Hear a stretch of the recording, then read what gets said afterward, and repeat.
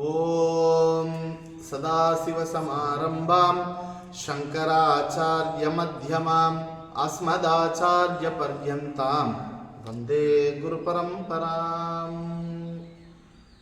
எல்லாம் வல்ல அந்த ஏக பரம்பரையினுடைய பேரருள் கருணையினாலும் அனைத்து குரு பரம்பரையினுடைய அளப்பரியா ஆசீர்வாதத்தினாலும் எல்லாம் வல்ல என்னுடைய குருநாதனான ஸ்ரீலஸ்ரீ சுவாமி பிரம்மயோகானந்தா அவர்களினுடைய திருப்பாத கமலங்களை என் சிறமேல் வைத்து இமைப்பொழுதும் நீங்காமல் வணங்கி அவரினுடைய அருள் ஆசியோடு நாம் மனித பிறவியினுடைய மகோன்னதத்தை, அதனுடைய சிறப்பை பார்த்து கொண்டு வருகிறோம்.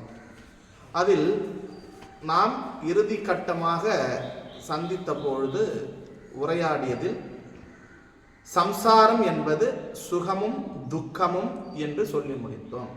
ஏன் துக்கம் மாத்திரம் சம்சாரமா எடுத்துக்கலாமே, ஏன் சந்தோஷத்தையும் சுகத்தையும் சேர்த்து எடுத்துக்கிறோம் அப்படின்னா, ஒரு துக்கத்தினுடைய முடிவில் சந்தோஷத்தினுடைய ஆரம்ப தொடர்கிறது.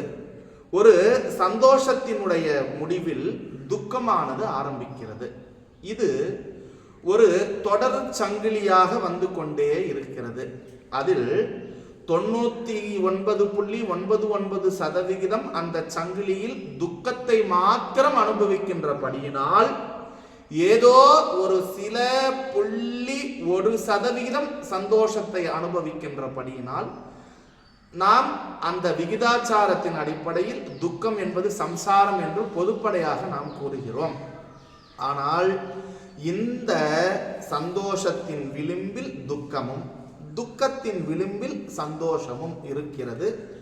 எனவே இது ஒரு தொடர் சங்கிலியாக ஒரு ஜீவனுக்கு அல்லது ஒரு மனிதனுக்கு அவனுடைய வாழ்நாளில் வியாவகாரிக பிராதிபாசிக சத்தியத்தில் இவை நடைபெறுகின்றபடியினால் அவன் விழிப்பு நிலையிலும் அவனுடைய கனவு நிலையிலும் மாறி மாறி இந்த அனுபவத்தை அனுபவித்துக் கொண்டு அதில் எந்த விதமான சலிப்பும் ஏற்படாமல், துக்கத்திலும் சரி சந்தோஷத்திலும் சரி எந்த விதமான சலிப்பு ஏற்படாமல், அவனுக்கு இந்த துக்கம்தான் ஒரு செயலில் பிரதானமாக இருக்கிறது என்பதை அவனுக்கு பல முறை பல அனுபவங்களால் கொடுக்கப்பட்ட அந்த நிகழ்வு ஏற்படுத்தினாலும் கூட அவனுள் ஒரு மறதியானது ஏற்பட்டிருக்கின்றது.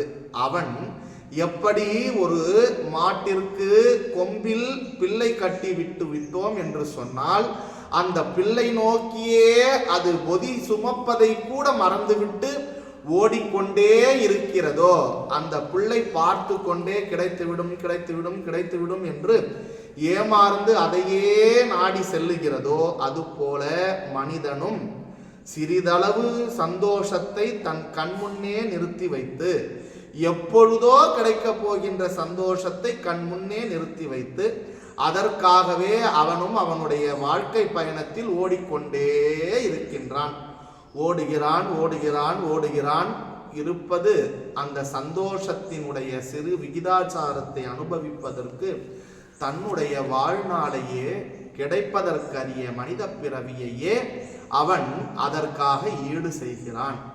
தன்னுடைய குடும்பத்தினுடைய நலன், பின்னர் அவனுடைய ஆசைகளின் நிறைவேற்றம், இதையெல்லாம் தன்னுடைய கண்ணுக்கு முன்னே கட்டி தொங்கவிட்டு அதை பிடிக்க வேண்டும், அதை அடைய வேண்டும் என்று ஓடிக்கொண்டே இருக்கின்றான்.